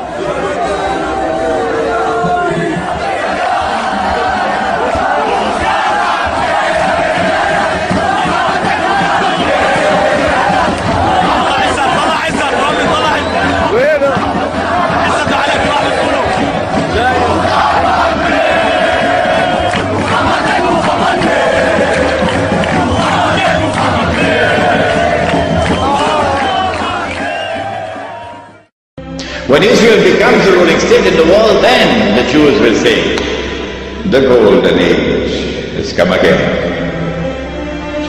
The prophecy is being fulfilled, but they're being deceived in the grandest and most magnificent deception mankind has ever witnessed. No, this is not the golden age. You've been deceived by Al-Masih al-Dajjal.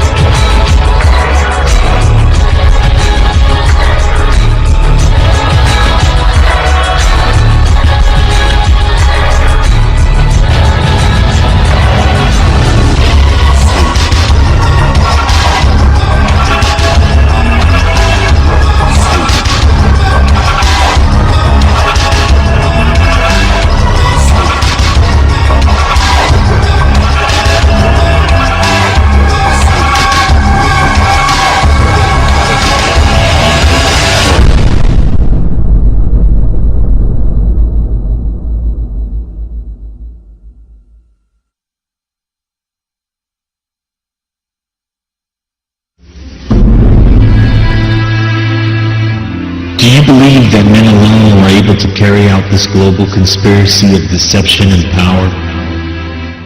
When you study the history of the elite, their plans unfold almost completely according to plan.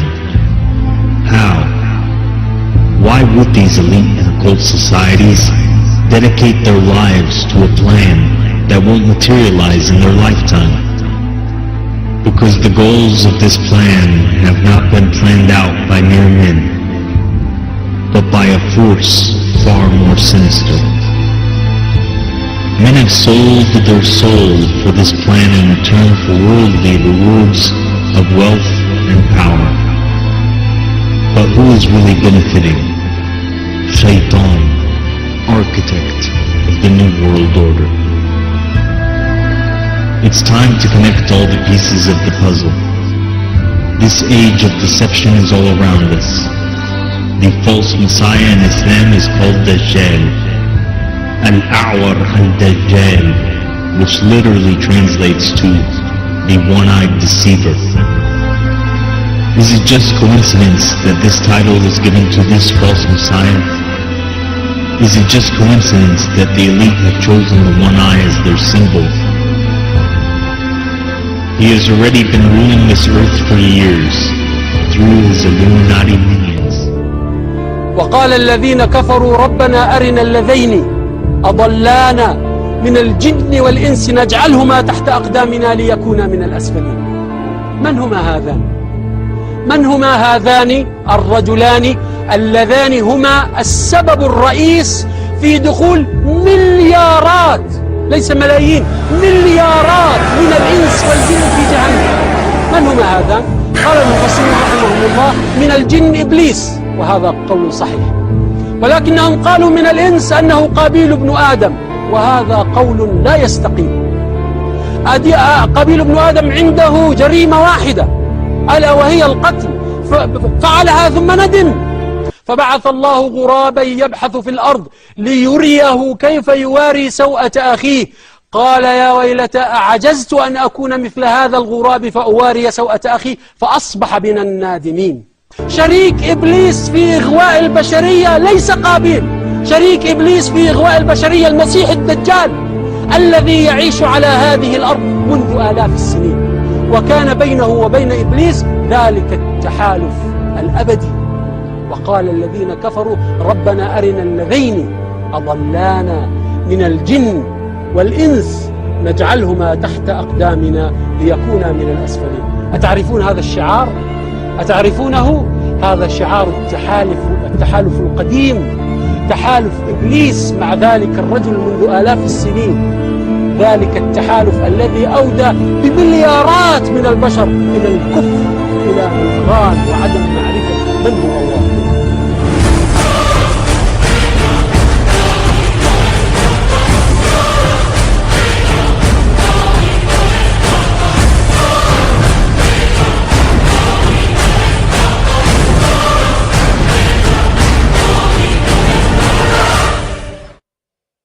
وعد الله الذين آمنوا منكم وعملوا الصالحات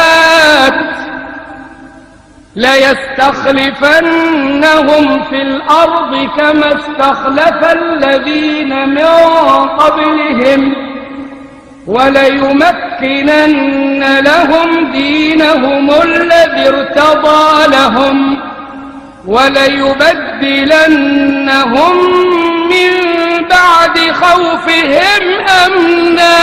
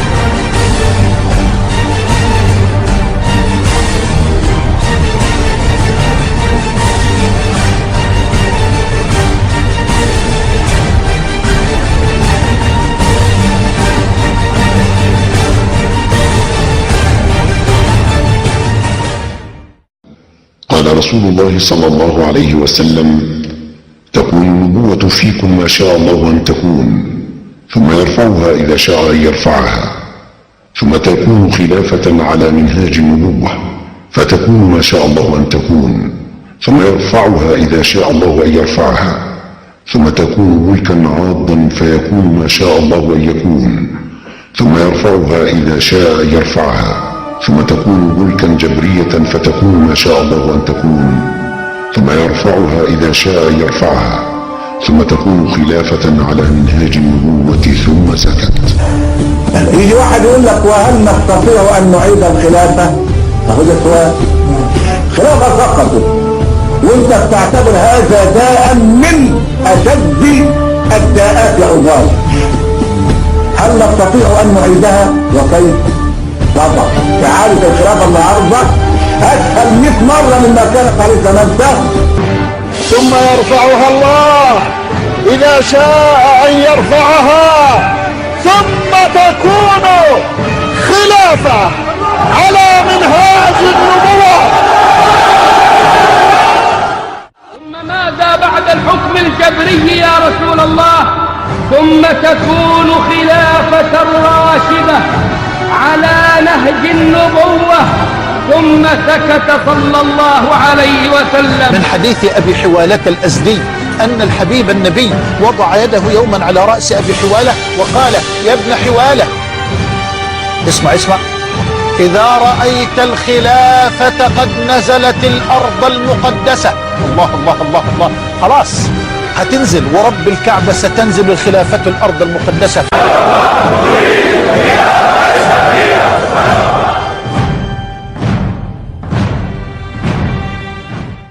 وقت خروجه عندما طبعا تكثر الفتن ويقتتل 3 من أولاد الخلفاء على كنز الكعبة، كلهم يريد الاستيلاء عليه ولا يكون لواحد منهم. طبعا في هذه الأثناء تكون الأرض قد امتلأت بالظلم،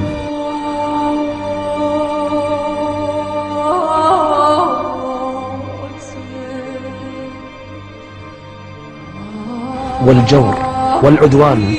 في مثل هذه الأيام ومثل هذه الأوقات يبعث الله رجلا في الأرض. يعني بعد ما امتلأ الظلم في الأرض، كل مكان ظلم يصير، ظلم على مستوى العالم، ظلم الشعوب، ظلم الناس، ظلم الأطفال. يبعث الله هذا الرجل في البداية ما كان راضي إن يقود الناس، لكن يلزم إلزاما. قوم خلاص، ما في أحد يقود الأمة، صارت أمة بلا قائد، صارت أمة تريد من يقودها إلى النصر وإلى العزة. When a day which is like a week has come to an end, and we will know that because the water in the Sea of Galilee would have dried. That is the time when these events are now going to take place.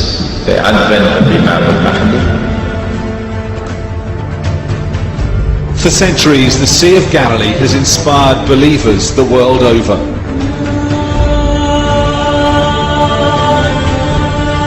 The waters the Bible tells us Jesus walked on, the shores where he performed his miracles, a place of beauty, religion and legend, but today on the brink of disaster. The water should be above our heads, and the tragedy is that we don't need to be Jesus Christ anymore to walk here on the Sea of Galilee. Environmentalist Guidon Bromberg and I could walk the floor of the lake because its waters have retreated hundreds of yards. When the Sea of Galilee dries up, that's the time when Israel will no longer rule the world. I love this hadith. Guess why? Because George Bush could watch the Sea of Galilee going down. And Tony was his name? Yes. And Ariel was his name? Sharon. Yeah. And the Jews? They can watch the Sea of Galilee going down and drying up. And they can realize that the moment is coming.